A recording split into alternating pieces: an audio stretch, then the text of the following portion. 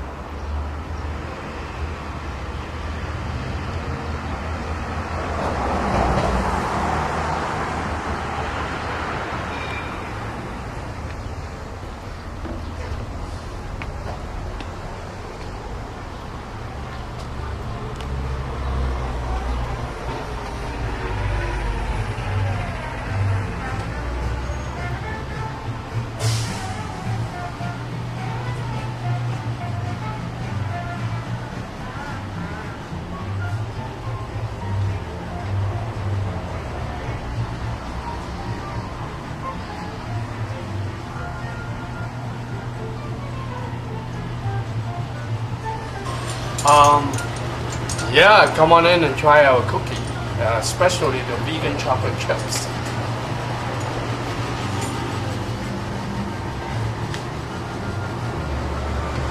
They look delicious. Yeah. Thanks for everything all the time. Oh, anytime. I Yeah. love to. And it's so nice to come and watch a movie and then come over here and sit down and have a cup of coffee. Many people doing that, and it's been 50 years already in this theater.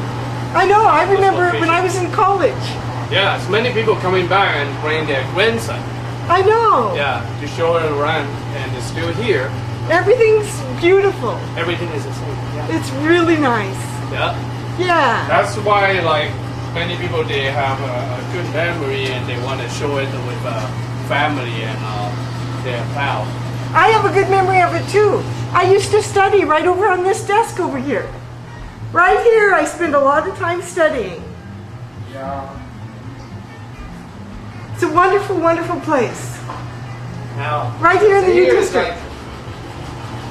I remember that building is about like 50.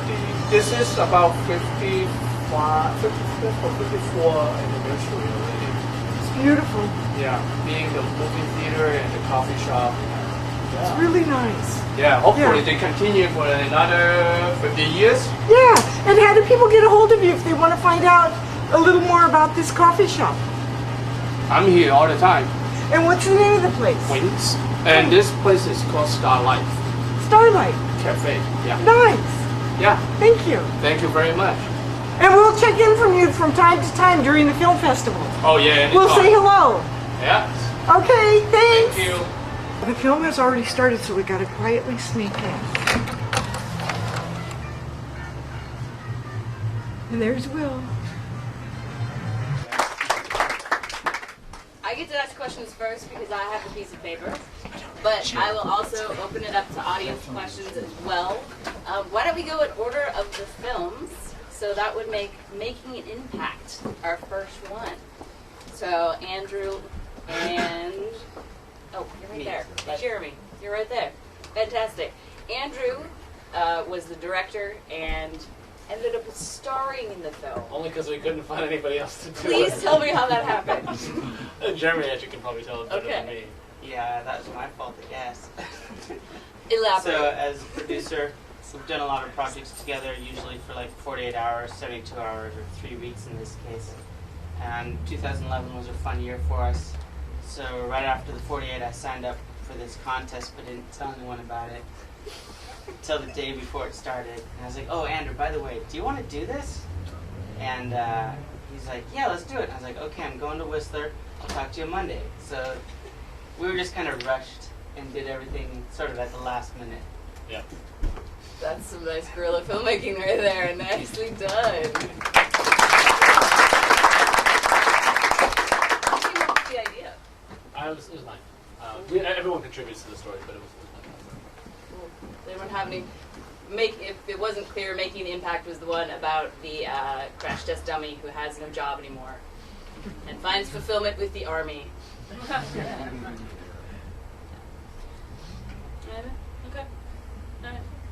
Alright. So after that was Gala Diamond? Gala Diamond. Yeah. Yes. So obviously that was part of its bigger story than that, right? Yeah, that was the whole idea, was to. And I'm sorry, introduce yourself. Yeah, I'm Jorge Suarez. Hello, everybody. I shot, directed, and edited the movie. Yeah, the whole idea was just a small group of people coming together, and very small group of people coming together, just kind of saying like, well, what if we just made a little scene from what could be a bigger story? Because I think trying to pull off a story from that era, generally with the resources that independent filmmakers have, is really tough. And I think, especially me, I don't know about you guys, but I get kind of down on myself when I try to do something and I can't do it right. So like, maybe I could just do a little scene where they're talking to each other, kind of okay. So so that's what we did. So it was it was supposed to be just one little scene from a bigger movie that does not exist, by the way. Are there any plans to try and make it exist? 'Cause that was awesome. I really enjoyed that. Thank you. I would love to, of course. I mean, I think I'm really into that genre. I mean, of course, I would love to do something like that, but it's just, between here and there, it's big space. We started at, I think, 7 p.m. and wrapped at 4 or 5 a.m. So you got that all in one? It was all in one night. That was the shooting of it. Yeah. But obviously you guys had 3D, CG, and post, and like. Oh no, that was I think you're talking about the next one. That was like, we were the one before that. Oh, I'm so sorry. No, it's all good. Swordmasters? Do you guys? Well, that's kind of how the whole project came about. Like, we actually had some guys. Like, one of the things I really kind of am proud about that movie is like the costumes and the actual weapons and stuff. To me, when I see a frame of the movie, it feels like it's fairly tangible. They feel like they could have existed. They were a little worn and stuff. So that all came from a group of people that we know, who actually, like, that was their barn and that was their horse, and that was and they had the swords, and they had the saddles, and they had all that stuff. So it was fairly easy for us to go like we'd love to put all your resources into a little flick if it'd be cool. So they let us do it. So that's how we did it. So I mean, to give them Swordmaster credit at the very least, and what little, very, very little swordplay there was in it, they kind of helped choreograph just a little bit. I think the next film after that was Greenspan. Hello. Hello. Andrew's question. Everyone for being patient with it. I know it was a giant movie compared to everything else here, and sorry, introduce yourself. My name is Philip Harvey. I make movies alongside my twin brother Kevin Harvey, who isn't always on camera, but he was for the Greenspan. And really, that movie was kind of like 3 guys running around in the forest with a camera. The whole thing was sort of a fix it in post kind of mentality, which I don't recommend. So to answer your question, it took a very long time. I think from start to finish on the Greenspan, once the actual writing of it was all said and done with, it was probably about 3 years that it took to actually do everything. But that's like having zero budget and, you know, over the course of probably a summer and maybe a couple scenes even the following year, all in and around Seattle and through the state of Washington, even into Idaho, to do some filming for that kind of stuff. But the visual effects were definitely a tall order. And initially, it was only my brother doing it. That's kind of more his area, but it was clear that it was going to take so long that I kind of had to teach myself to do a lot of visual effects stuff as well. How did you handle having actors looking at nothing? Like, did you develop any tricks for that? There was usually a potato for trying to get some of the lighting and stuff right, but yeah, I don't know. I think everyone just got used to it a little bit, and when we're in the green screen studio, it's kind of like, well, you know, they're that tile right up there, so yeah, you just kind of try and make it work. I have a quick question for you. You said 3 years it kind of took you to do that? Yeah. Did you find yourself like cutting to a certain point or getting to a certain point in the film, trying to finish it, doing all your stuff, and then realizing that you were growing as a filmmaker, like every couple months, and realizing that you want to like go back and change totally, stuff? And that's, I told Trin earlier that coming here and watching this tonight was kind of like going to a theater to watch your like third grade dance recital. And so much of it had changed even just through the course of doing all the special effects that in some ways I look at it and it's like the effects and motion graphics and stuff are so far along compared to actually when we wrote the movie, and we have this extremely awkward length thing because it was one of the first movies I made in Seattle, and it was kind of like 34 minutes, like we're gonna reinvent the whole genre, and like, you know, I was hoped that it would feel like less than that, but you know, nowadays I don't think I would write a movie that sits at such an awkward kind of intermediate thing. But yeah, to answer your question, we've come a hell of a long way. I can imagine in 3 years, yeah. Especially if you're yeah. playing with it all the time. Yeah, and it's like we shot the movie on a camera that was, you know, it was all right for 5 years ago or whatever, but by the time we're doing visual effects on it, it's like we're looking at such old, obsolete kind of footage and everything, and obsolete writing, obsolete production value.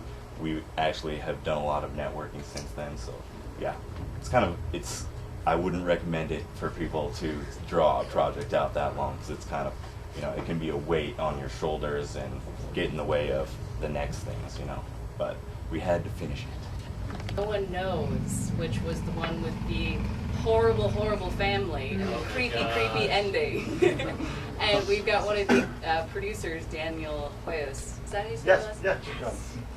yeah. To talk about that film. I don't even know what to ask about that one. That one's just, what? That was my response to it. What kind of responses have you gotten about that film? Well, we actually played at Nifty last week, and we got someone in the audience, the right of us, laughed when the dress dropped, and that really was just made me really nervous and tense. But besides that, we gotten really, really stellar reviews from Film Thread and London Film Review. They all give us 4 and 5 stars, so everyone's really loving the film. So the reviews have been stellar. Has it been hard to live with it for so long? We made the film, we shot it last August in Oklahoma, actually, not in Seattle. I flew out to Oklahoma because my director is from, Boone Thompson is from Oklahoma, and our writer is actually from Iowa, so we got together and just a big eclectic mix of different people, and we flew out to Oklahoma. And originally, our 12-year-old, you see in there, Sammy Eisner, her parents didn't want her to do the film because it was very risque, and they didn't, and you know, the whole idea of child abuse. And we actually got her at the last minute because she came back and begged her parents, please let me do this. I really want to play this girl, and eventually it all worked out. What was it like working with such young actors for such heavy material? That was tough because, like I said, Sammy Eisner, for example, her parents wouldn't let her do the role, and we got her at the very last minute. And thank God, because we were looking at other actors and other little girls, and no one really had the look and the right, and she just knocked it out of the park the first time. And now she's off on audition for a pilot for NBC, so we're really lucky that we got her. So. Was that? I hope I'm not asking a dumb question. No, but go like, ahead. There's no dumb question. At the end, was something happened to the boy? Like, that doesn't really matter to the story. It's just that he died with a secret. Was that really the message there, or was he dead the whole time? Or? Well, the message really is that like Hannah will do anything to protect her father. Oh, okay. She killed him, right? And so she killed him. Yeah, Oh, but you don't see it. You just don't see it. I must have missed something there. Yeah. Right. Well, some people do. And Bill. And we have Andrew Mitrek, is that how you say it? That's right, yeah. Yes. And Seth Essel West. No. Close though. What's the last? Damn it. It's alright. It happens all the time. Yeah. It's funny because I actually know you and I've just met Andrew for the first time. How did that come about? Like, that's one of those ones where, like, how did you get that idea?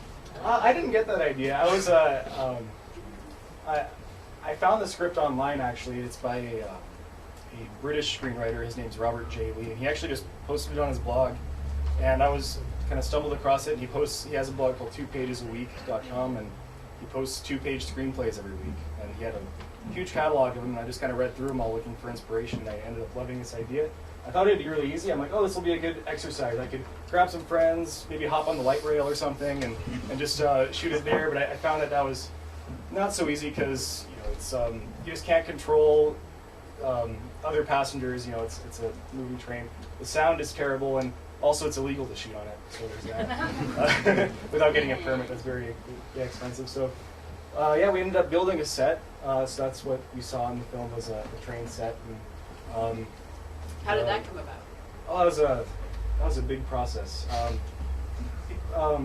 We hired a production designer, and she stepped up to the plate. Her name's Sabrina Digert, and she basically built this set down at a studio in Georgetown. We built all the pieces to it, and it was really cheap because it was all fun. It was all like a $1,200 budget for the set to build a train. And so we only really built like 1/4 of one train cabin, and then like flipped it around for different shots and angles to make it seem like it was bigger, hopefully. And yeah, so we moved all the pieces of the set up to a studio in Mukilteo where we shot it. We projected some footage that I shot on the sounder train from outside the window. We projected that footage onto a white wall behind the glass, so hopefully it seemed like it was a moving area. And I thought it gave it kind of an old cinematic sort of look. Yeah, and that was a big process, but it got people really excited about the project because not many short films build a big set for a 5-minute movie. So people were like, oh, what's going on here? That sounds cool. And I'm like, oh yeah, we'll blow it up and break it and stuff. Like, oh yeah, I'm on board for that. It'll be fun. Plus nobody does production. Yeah. You get to kill the actors. That's Oh the yeah, fun part. totally fun. We have to make them uncomfortable and full of blood and stuff like that, and they're all having a good time doing that. All right. Any other questions anyone would like to? Oh, I see a question in the back. Was the music used in that, was that written into the script that you found on the blog, or was that somebody else? That was my concept. I think I found it, one, because it was written anonymously in like the 1800s or something. It's St. James Infirmary is the song, and it's like a classic blues song, and the recording was done in like 1928, and I just thought it gave it a strange old-timey feel. Like, why is this girl listening to this song? I thought that was really brilliant. Oh, thanks. It was just a happy accident. And yeah, and the script, like I said, it was 2 pages a week. It was a 2-page script, and it was written kind of all in Cockney accents because it was a British writer. So we basically, throughout rehearsal, we just found whatever worked better with the actors and found places where things were missing, and basically added a whole ending onto it, and it fluctuated to like 10 pages, then back down to 5, and the final runtime for this was 6 minutes. So it was really fluctuating to seeing what worked and throwing stuff at it. Would you have wanted to keep the Cockney accents if you could, and you were just like working with what you had, or did you want to change it to something more local? Yeah, that's a good question. I guess the content of what they're saying really didn't change much. It was just working with stuff that I identified with more and the actors were more familiar with. it would have been a different movie if they had British accents. And I think it's something where if the British accents weren't pulled off right, it would have been a glaring error and it would have been kind of awkward. So I just wanted to avoid that. I saw two hands at once. Did you have to get approval from the writer? Yeah. Oh yeah, yeah. Has the writer seen the film? Yeah, he has. Yeah, yeah. I got his approval, and that was the first thing I did. Is I emailed him, "Can I do this?" And that's actually why he writes the blog. Is he encourages that, and I think it's a great thing. And if you're ever What's looking the for name of the ideas, blog again? it's called 2pagesaweek.com, and I love giving him plugs because he's a great writer. So yeah, he has seen it, and he was to be humble, he was really impressed by it. A lot of I mean, as you can imagine, if he's not charging anybody to adapt his work, and so it is a lot of filmmakers who are just taking stuff and trying things out, and they aren't necessarily putting as much time or production value into those scripts. So I think it was kind of a surprise for him to see that. Yeah. There's another hand over here. Actually, I was going to ask exactly the same question if he saw it, but I do have another question while we're at it, since I'm on. How long did it take you to shoot that? That's a good question. We actually shot it all in a day and a half, so probably, I'd say like 12 hours of rolling cameras. So we built the set, we built the set on a Friday evening, and then throughout the day on Saturday, then we started filming Saturday night, and then throughout most of the day on Sunday, and then we had to break windows and stuff like that, and trash it, and we had to clean up and get out of there by the end of Sunday. And there was a lot of set flops and continuity discussions, and line stuff. That was fun. Yeah. Wasn't fun. No? I thought you had fun. The rest of the project. All right. Any other questions before we get to go drink and go get out where there's fresh air? Yes. I thought the acting on all of your films was really impressive, and it looked like it was local talent. Can you just talk about working with local actors here? And it looks like you have a whole row of people here that maybe there are people here who need to be introduced also.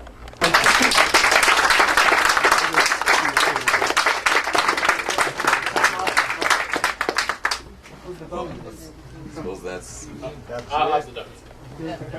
I can Alright, afford who the wants to point handle ticket that out from Oklahoma. Well, I think it's great, and honestly, Tim, who plays Rykos in the Greenspan, does not.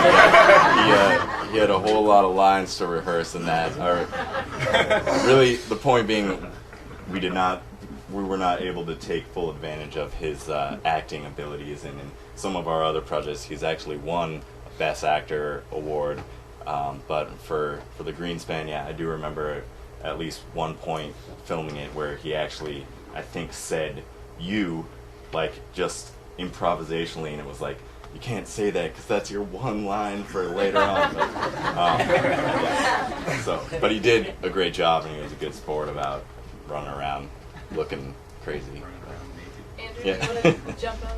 Yeah, I cast actors through, they were both alumni of the UW Drama Department, and we held rehearsals mostly from UW grads, and yeah, they were all great. I mean, also a lot of, since I only had 2 characters, there were a lot of great performances and through auditions that I didn't get to work with. So we do have Seattle has a really vibrant acting community, a lot of talent that's untapped, and I just want to work with everybody because there's so much talent in Seattle.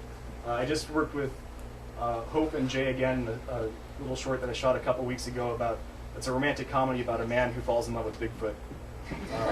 And Jay got in a 7-foot Bigfoot costume and stuff like that, so that's pretty fun.